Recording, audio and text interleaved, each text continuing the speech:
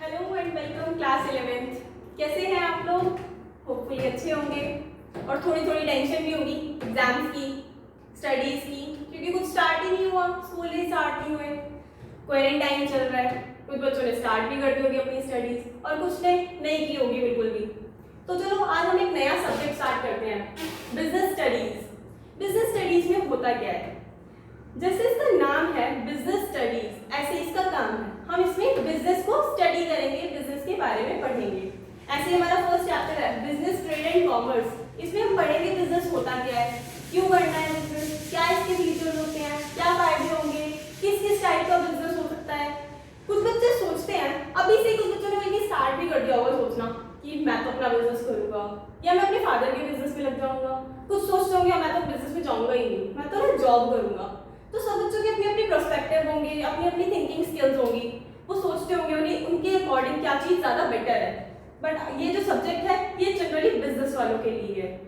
और please job वाले इसको पढ़ना मत छोड़ देना ये सोच के कि भाई मेरे तो काम का ही नहीं है, एग्जाम में आएगा। इसकी भी इतनी वेटेज है जितनी accounts, economics, maths and English की है, तो प्लीज इसको छोड़ना मत। हाँ, और वेरी इंपॉर्टेंट पॉइंट, बच्चे कई बार क्या करते हैं, इस सब्जेक्ट को नहीं पढ़ते हैं एंड तक भी और सोचते हैं थियरी लास्ट में हो जाएगी। तो मैं बता दूं बिल्कुल नहीं होगा। तो प्लीज स्टार्टिंग से इसको थोड़ा करके पढ़ेंगे। मेरी छोटी छोटी वीडियोस आप देखिए, साथ साथ कुछ नोट्स डालेंगे हम, उन्हें पढ़िए, आपका सब्जेक्ट पूरी तरीके से कवर हो जाएगा एंड आप बहुत अच्छे मार्क्स इसमें गेन कर पाएंगे। तो let's start with our first chapter, business, trade and commerce. तो फर्स्ट हम इसमें पढ़ेंगे क्या क्या, यही पढ़ेंगे बिजनेस क्या होता है, ट्रेड क्या होता है, कॉमर्स क्या होता है। तो आज की वीडियो में हम बात करेंगे सिर्फ बिजनेस के बारे में। ट्रेड एंड कॉमर्स की वीडियो में के बारे में हम नेक्स्ट वीडियो में बात करेंगे। फर्स्ट है बिजनेस। अब बिजनेस क्या होता है, होपफुली कुछ बच्चों को पता भी होगा बिजनेस क्या होता है, क्योंकि कुछ के बच्चे, कुछ के फादर करते भी होंगे, कुछ बच्चे खुद भी थोड़ा बिजनेस में एंगेज होंगे। तो क्या होता है बिजनेस? फर्स्ट तो ये वर्ड आया कहां से? ये आया वर्ड बिजी से। अब बिजी क्या होता है?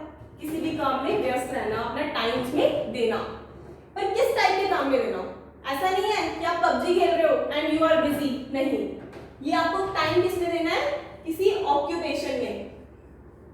एंड ऑक्यूपेशन भी कैसा होना चाहिए? जिसमें आप प्रॉफिट अर्न कर रहे हो, तभी वो बिजनेस बनता है। अगर आप प्रॉफिट अर्न नहीं कर रहे हो, लाइक मी फॉर एग्जांपल, अगर मैं अपने घर में अपने छोटे भाई बहनों को पढ़ाती हूँ तो क्या वो बिजनेस है? नहीं, क्योंकि मैं प्रॉफिट मोटिव से नहीं पढ़ा रही हूँ उनको, मैं सिर्फ as a social, as a out of love, affection ऐसे पढ़ाती हूँ, कोई उनसे फीस चार्ज नहीं करती। लेकिन अगर मैं अपने इंस्टीट्यूट में बच्चों को पढ़ा रही हूँ तो वो क्या है? बिजनेस है, क्योंकि उसके अगेंस्ट में क्या कर रही हूँ? फीस चार्ज कर रही हूँ। तो पहले बिजनेस को पढ़ने से पहले हम इसकी पहले बात करेंगे कि दो टाइप की ह्यूमन एक्टिविटीज होती हैं। कौन कौन सी? एक होती है इकोनॉमिक, एक होती है नॉन इकोनॉमिक। फर्स्ट इकोनॉमिक क्या होती है? इकोनॉमिक वर्ड को हमेशा हमें लिंक करना है किससे? प्रॉफिट से। इकोनॉमिक वर्ड हमेशा लिंक होगा किससे? प्रॉफिट से। ऐसी एक्टिविटीज जिसमें प्रॉफिट की बात हो, जिसमें हम प्रॉफिट कमाने की थिंकिंग रखते हो, वो कौन सी एक्टिविटीज होती है? Economic activities. तो देखो तीन टाइप की इकोनॉमिक एक्टिविटीज होती हैं। फर्स्ट होता है business, second profession, third employment. हम अभी सिर्फ बिजनेस की बात कर रहे हैं कि बिजनेस क्या होता है।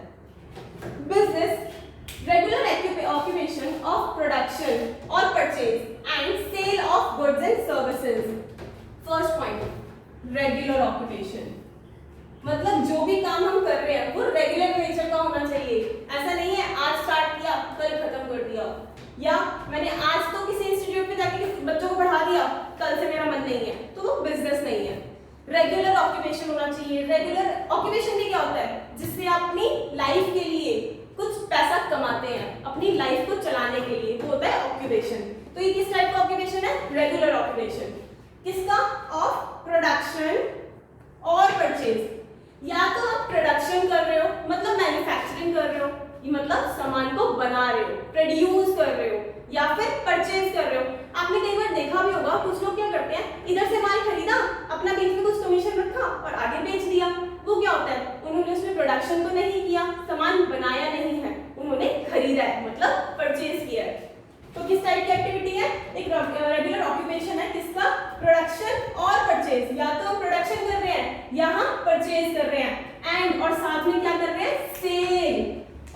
गुड्स एंड सर्विसेज, या तो हम बना के बेच रहे हैं या हम खरीद के बेच रहे हैं क्या चीजें, गुड्स या सर्विसेज, क्या वो भी रेगुलर बेसिस पे, उसे क्या बोलते हैं, बिजनेस। आप इसमें आगे लिख सकते हो for the motive of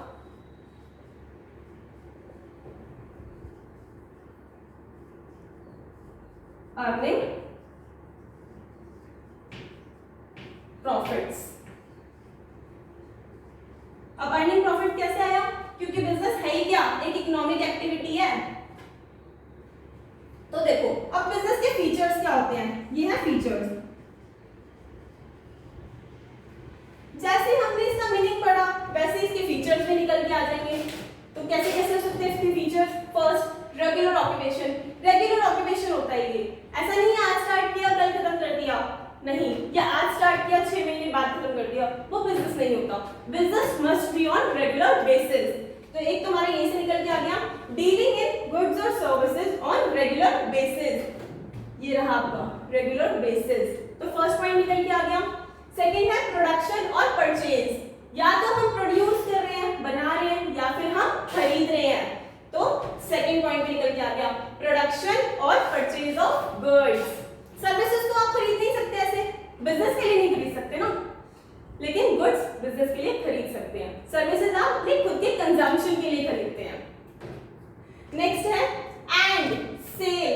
first point निकल के आया, सेकंड ये निकल के आया, थर्ड इज सेल। जो आपने खरीदा या जो आपने बनाया उसे अपने घर के लिए नहीं यूज कर रहे हो, उसे आप फर्दर सेल करने वाले हो, फर्दर उससे प्रॉफिट्स कमाने वाले हो। तो third point is sale. Sale और exchange of goods and services. क्या कोई मुझे बता सकता है कि सेल और एक्सचेंज में क्या डिफरेंस होता है?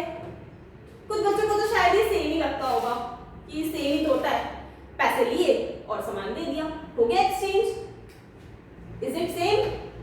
क्या सेल और आपको जो एक्सचेंज है वो सेम होते हैं?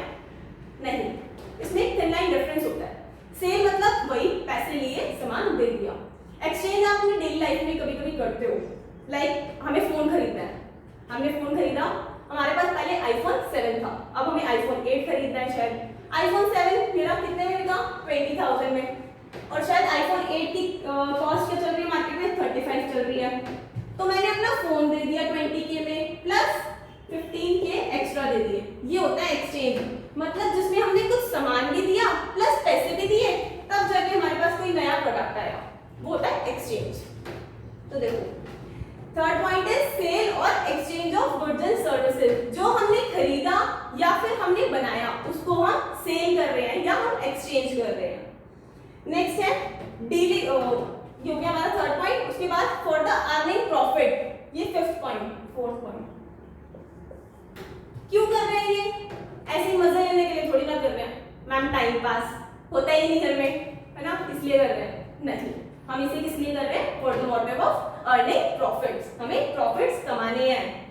तो प्रॉफिट अर्निंग हो गया। एक है इकोनॉमिक एक्टिविटी। अभी हम पहली बात कर चुके, बिजनेस का तो नेचर ही इकोनॉमिक एक्टिविटी है, बिजनेस तो होती ही इकोनॉमिक एक्टिविटी है। तो first point is economic activity.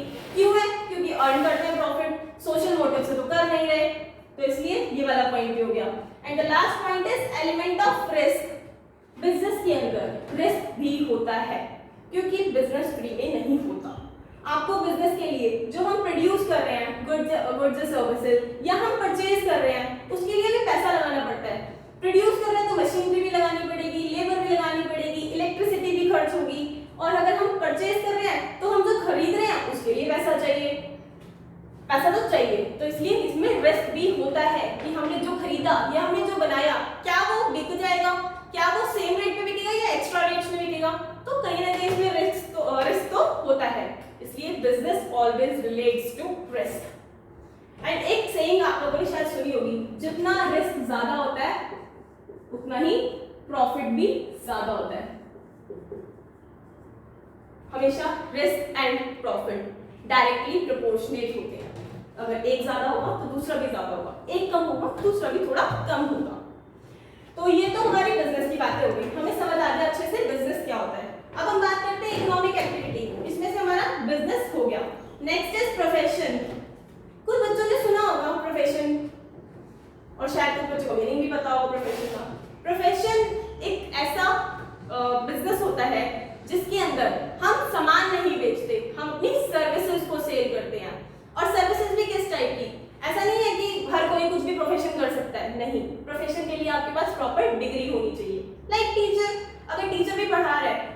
He must be having knowledge, उसके पास नॉलेज जरूर होगी, और अगर वो किसी स्कूल में पढ़ा रहा है तो उसके पास डिग्री भी जरूर होगी। ऐसे ही सीए होता है, चार्टर्ड अकाउंटेंट। क्या कोई भी चार्टर्ड अकाउंटेंट बन सकता है? नहीं।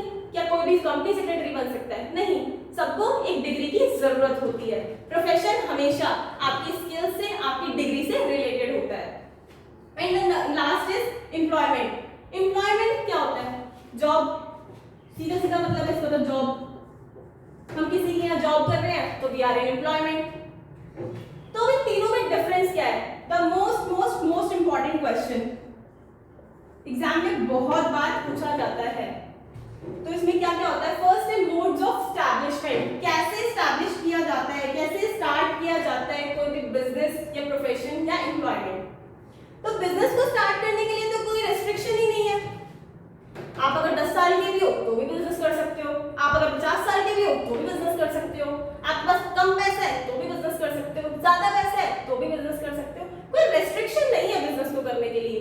हाँ, ये हो सकता है कि आपको बड़ा बिजनेस करना है, आपके पास पैसा कम है, लेकिन कोई रेस्ट्रिक्शन नहीं होती इसको स्टार्ट करने में। लेकिन प्रोफेशन, क्या प्रोफेशन कोई भी स्टार्ट कर सकता है? नहीं। क्या कोई भी सीएस बन सकता है? नहीं। he or she must be having that degree, उसके पास वो डिग्री होनी जरूरी है, उसके पास वो नॉलेज होना जरूरी है। तो प्रोफेशन को हर कोई स्टार्ट नहीं कर सकता। एंड एम्प्लॉयमेंट, जॉब कोई भी कर सकता है। दैट डिपेंड्स अपॉन जॉब, कि आपकी जॉब रिक्वायरमेंट है। अगर आपको रिक्वायरमेंट ही सिर्फ एक ऐसे पर्सन की है जो एक फ्लुएंट इंग्लिश बोल लेता है, तो आपके लिए एक इम्पॉर्टेंट पर्सन, आपके लिए इम्पॉर्टेंट हो जाएगा उस पर्सन को ढूंढना जो एक फ्लुएंट इंग्लिश बोल पाए, जैसे कि हमारे कॉल सेंटर्स। या अगर आपको फाइनेंस में किसी पर्सन की जरूरत है तो आप किसी लॉ वाले बंदे को तो नहीं ढूंढोगे, आप किसको ढूंढोगे? एमबीए को। तो ये डिपेंड करता है आपकी जॉब रिक्वायरमेंट पे। Next is qualification. क्या बिजनेस को स्टार्ट करने के लिए किसी क्वालिफिकेशन की जरूरत होती है? नहीं। बिजनेस को स्टार्ट करने के लिए क्वालिफिकेशन की नीड नहीं होती। लेकिन प्रोफेशन को स्टार्ट करने के लिए हाँ, इसके लिए तो सबसे ज्यादा जरूरी है।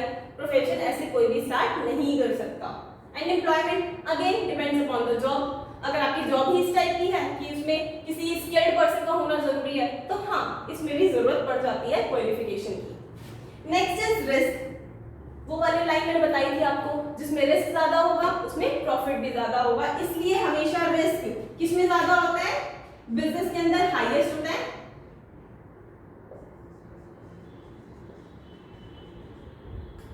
क्यों होता है हाईएस्ट? क्योंकि इसमें हम पैसा ज्यादा लगाते हैं। प्रोफेशन में थोड़ा सा कम होता है, मॉडरेट कह सकते हो आप उसको,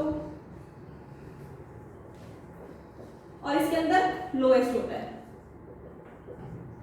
क्योंकि रिस्क बिजनेस में हाई क्यों होता है? क्योंकि बिजनेस में पता नहीं लगता कि कितना लॉस होने वाला है। बिजनेस में कितना भी लॉस हो सकता है, जितना आपने पैसा लगाया उतना सारा भी लॉस हो सकता है, उससे ज्यादा भी हो सकता है। कई बार होता है ना, किसी का दिवालिया निकल जाता है, क्या होता है उसमें? उनके कर्जे ज्यादा हो जाते हैं, उनकी देनदारियां ज्यादा हो जाती हैं, और उनके पास एसेट्स कम होती हैं।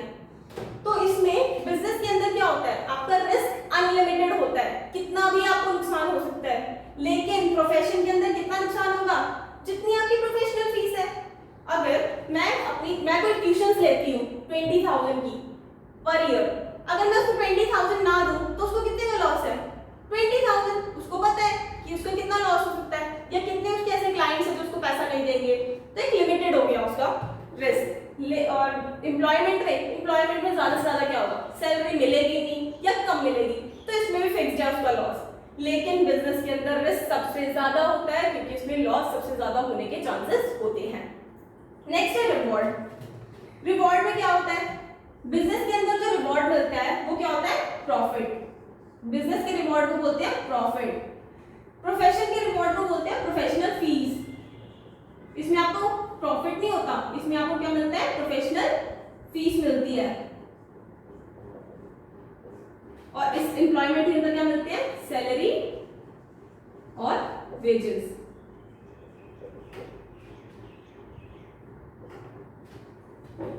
नेक्स्ट है कैपिटल। कैपिटल मतलब आप लोगों को पता होगा, इन्वेस्टमेंट।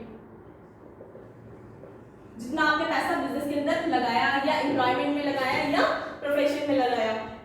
मैम कैसी बात कर रहे हो? एम्प्लॉयमेंट में कैसा पैसा? बिल्कुल सही, एम्प्लॉयमेंट में तो पैसा चाहिए ही नहीं होता। हम अगर जॉब मांगने जाते हैं तो क्या कभी ऐसे होता है वो बोलता है कि 50,000 रुपए दो तब जॉब दूंगा? नहीं होता, क्योंकि एम्प्लॉयमेंट में पैसा चाहिए ही नहीं होता। तो इसलिए इन्वेस्टमेंट, ये कैपिटल किसमें नहीं चाहिए, एम्प्लॉयमेंट में नहीं चाहिए। प्रोफेशन में बिजनेस से कम चाहिए, क्योंकि प्रोफेशन, मैं सीएस हूँ, एक ऑफिस लेके बैठी हूँ, क्या क्या है मेरे पास, प्रिंटर है, लैपटॉप है, इंटरनेट कनेक्शन है, 2-4 मेरे ट्रेनीज हैं, उन्हीं का खर्चा है बस। लेकिन एक बिजनेस जो मैन्युफैक्चरिंग बिजनेस है, उनके पास ज्यादा कैपिटल लगता है। कैसे, मशीनरी भी है, लेबर भी है, इलेक्ट्रिसिटी चार्जेस भी है, सैलरी भी है, बहुत सारे उनके खर्चे हो जाते हैं।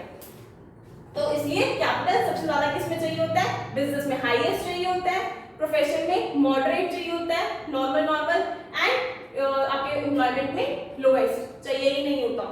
हाँ, बस कभी कभी क्या होता है, रजिस्ट्रेशन फीसेस वगैरह होती हैं जो बहुत ही नॉमिनल सी होती हैं। नेक्स्ट है code of conduct. Code of conduct का मतलब रूल्स और रेगुलेशंस।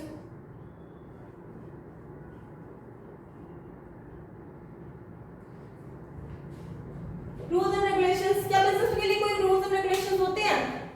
हाँ, हो सकते हैं, थोड़े बहुत जो गवर्नमेंट ने डिसाइड किए हो, कुछ लॉज हो सकते हैं जो उन्हें फॉलो करने हो, लेकिन एज सच मतलब फिक्स कोई नहीं है कि हर बिजनेस को करने ही करने हैं। कुछ इंडस्ट्रीज होती हैं जिनके लिए कोड ऑफ कंडक्ट बने हुए हैं, लेकिन हर इंडस्ट्री के लिए नहीं है, तो इसमें आप क्या लिखोगे, नो कोड ऑफ कंडक्ट। लेकिन प्रोफेशन में कोड ऑफ कंडक्ट कैसे होते हैं, जैसे कोई भी सीए या सीएस या लॉयर, उनकी क्या होती है, एक इंस्टीट्यूशन होता है, इनका एक बार काउंसिल बना हुआ है जो उनको सारे के सारे रूल्स एंड रेगुलेशंस बताता है, जिनके अकॉर्डिंग उन्हें चलना होता है। लॉयर के लिए आपने शायद सुना भी होगा कि उन्हें बार काउंसिल में एनरोल करना जरूरी होता है, क्योंकि उनको वहां पे बताना होता है कि हाँ, हम लॉयर बन चुके हैं और अब वो इंस्टीट्यूशन ही उनको आगे चलाता है, उनको आगे रूल्स एंड रेगुलेशंस बताता है कि किस तरह से उन्हें काम करना है। तो उनके लिए तो कोड ऑफ कंडक्ट होता ही है।